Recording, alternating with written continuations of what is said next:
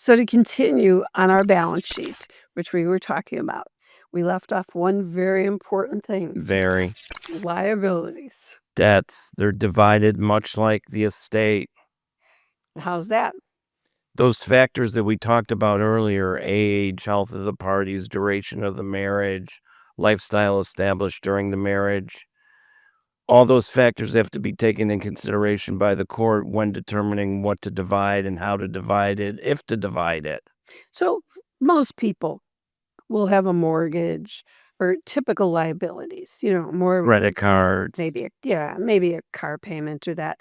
But then we have those people who have just a large amount of debt. Is that true? Right, and that's gotta be determined as well. Is it marital debt? Was it incurred during the marriage? Is there a presumption that it's marital? Or, for instance, did one of the parties bring in their student loans? Right.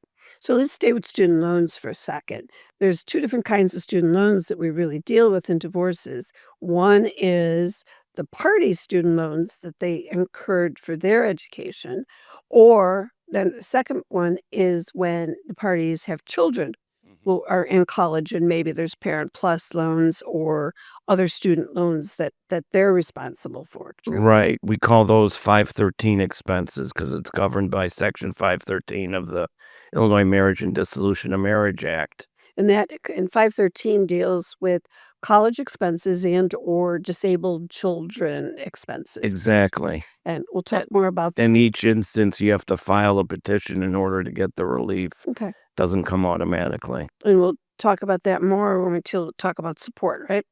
And get into great detail about that because college could be a doozy of an argument. Absolutely. Who's going to pay? So, but if we stay with the actual student debt now, let's assume it's incurred. When would a parent be responsible for debts involving their children's student loans? So if one of the parties files a 513 petition for contribution to college and related expenses, that's when it would come into play. Okay. And the court looks at each party's income and assets and ability to pay along with the child's ability to go to school. Do they have the grades, etc.? Okay. And so those debts can be allocated based on that. Right. What- And there's a trend to have the child have some skin in the game. So it's usually a percentage division. Okay. So let's go to now it's the husband or wife, the spouse who has student debt. Is that marital? If it was incurred prior to the marriage, it's non-marital. If it was incurred during the marriage, it's marital is the presumption. Okay. So let's say that it was acquired before the marriage, but it was paid from marital assets during the marriage. Is there a reimbursement claim like we talked about before? Maybe. I can't be definitive, but maybe when you take into consideration all the other factors, would that be equitable? Because again, when you're dividing debt, it's equitably, not equally necessarily. And we seem to be saying maybe a lot. We have a statute, but every judge interprets it slightly different, don't they? They do, and there's different fact patterns that give rise to the obligations.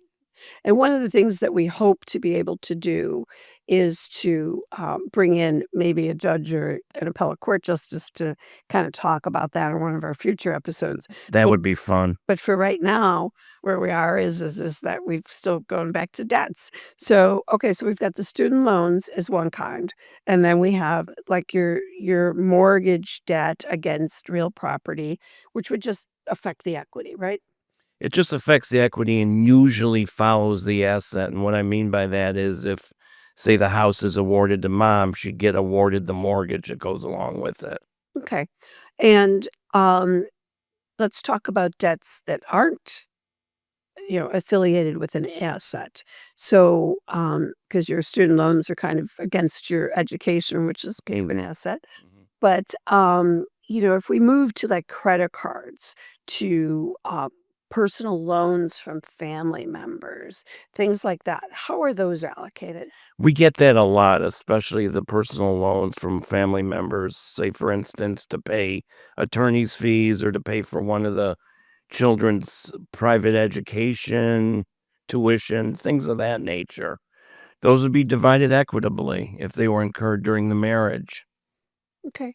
And if you borrowed money from your parent, so in other words, the parents of the parties getting divorced, isn't it true that money from a parent to a child is presumed to be a gift? It is, and there's more difficulty determining which is a gift. Is it really a loan, and should it be awarded to that litigant? So if you're going to borrow money from one of your parents to buy a house, to put your child through college, Put it in writing. put it in writing, Promissory note minimally. have a I've got process. that going in 2 cases right now. It's ruining my And case. it can be hundreds of thousands of dollars, even millions of dollars, where, you may have a wealthy parent who helps you fund your house, and the deal was you would pay them back. Right, and you have the added problem of what's called the statute of frauds, where everything related to a piece of real property has to be in writing in order for it to be enforceable. So, be careful. If any of you out there are listening to this and you're a parent thinking of buying your child a house, or a grandparent, thinking of helping out the kids with their college education, think about making sure that you get a note to ensure that you do get paid back in the event that assets are sold or there's a divorce or whatever. Is that good advice? Great advice. Okay. So, because I've seen that so often I where have it going right now where the parents bought the kids a house, then they went to a bank, had one meeting, then the kids opened up an LLC, then the kids filed for divorce, and the son-in-law's got his hand out, "Where's my equity?" right. And it's really when parents are loaning their children this money, it's really like an advancement of their inheritance is what they're thinking. True. But in a divorce, it could be divided, and I don't think you really intended to bequeath to your now Soon-to-be ex ex-son-in-law, or da all this daughter equity in the house. Yeah. or daughter-in-law. Yeah. I mean, same thing with, when people start a business, we have those liabilities. So let's say that one of the parties has a business and there's liabilities, incurred due to the business. How are those allocated? They usually follow the business, so if the business is awarded to husband, say in this example, then he would get that debt. Okay. But what, And then it's up to the attorneys to quantify that.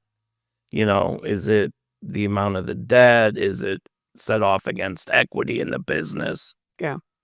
Um, Credit cards. How many times have you seen it where, the parties may have some credit card debt and then one party or the other, as soon as there's a separation, is out Jacks it running up the up. credit card. Right. But it's during the marriage, so it's marital debt. Right, but therein lies our little safety measure of, dissipation. It's Maybe. one potential. Yeah, that's one way of doing it. But what about if it isn't dissipation? What about if it's just buying clothes, buying furniture for the new, apartment or home, things that aren't on a third You party? make the request that the individual who incurred it has to be responsible for it. Yeah. But is that always followed? No, Okay. not at all. Is this again a maybe? It's again a maybe, depending on the judge you have, I'm sorry to report, or just the behavior of the parties. How did they behave with their credit cards up to the filing of the divorce, and now has there been a spike in it?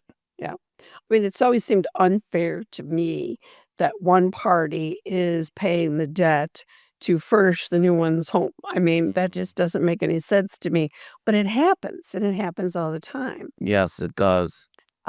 What about, where someone does start spending? We kind of talked about this a little bit in dissipation outside the norm, not for a non marital purpose, but outside the norm. They would normally have bought $100 belt, but now they're buying a Gucci belt for $1,000. Is that dissipation? No, but again, in that circumstance, you would seek to have whoever purchased the item responsible for the debt. Okay. So when we talk about liabilities, it's really just another entry on this balance sheet we've been working on, right? True. And isn't the beginning point of all this to take us back to when we were here a few days ago? Isn't that all about that financial affidavit that you have to start with. Absolutely, and that's required of all Illinois litigants. And as we talked about, you've gotta be honest on that. You can get penalized by a court. You can be sanctioned by a court. The lawyers can be sanctioned by a court if you're not, being forthcoming. Right, and you may not know everything, so leave it as an open item on your financial affidavit. Don't guess. Don't guess, don't volunteer, but investigation continues does work. Right.